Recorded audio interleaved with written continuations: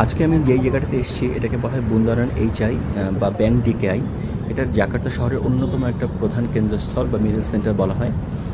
আর এর পিছনে যে গোলচক্করটা দেখতে পাচ্ছেন, এটা 1962 সালে এশিয়া গেমসের সৌজন্যে এই স্তম্ভটি তৈরি করা হয়েছিল। এখানে জাকার্তা শহরে অনেক বড় বড় প্রোগ্রাম ইভেন্ট হয়। স্পেশালি বলবো যে এখানে সানডেতে কিন্তু টোটালি গাড়ি চলাচল একেবারেই নিষিদ্ধ।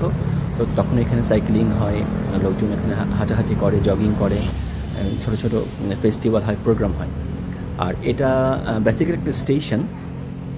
এখান থেকে আপনি জাকার্তা শহরের বিভিন্ন প্লেসে, বিভিন্ন জায়গায় খুব সহজেই এমআরটি আর ট্রান্সজাকার্তা বাসের মাধ্যমে ইজিলি যেতে পারবেন। বিকেলবেলা এই জায়গাটাতে অসম্ভব বাতাস থাকে। শুধু লোকাল ইন্দোনেশিয়ানরাই না, এখানে কিন্তু প্রচুর ফরেনাররাও এখানে ঘুরতে আসে। এই পিছনে যে দেখতে পাচ্ছেন এই জায়গাটাতে কিন্তু রেস্টুরেন্ট আছে।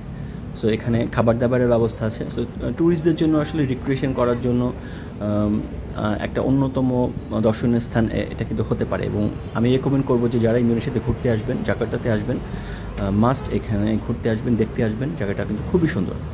আর এটার সাথেই আপনার গ্র্যান্ড ইন্দোনেশিয়া মল নামে একটা শপিং মল আছে, যেখানেও আপনারা যেতে পারবেন শপিং টপিং করার জন্য। আর টোটাল জাকার্তা শহরে ঘুরতে গেলে এই জায়গাটাতে আপনাকে আসতেই হবে, এবং এখান থেকে আপনি চারপাশে ইজিলি যেতে পারবেন। আর ভিডিওটি ভালো লাগলে লাইক, কমেন্ট এবং অবশ্যই শেয়ার করবেন।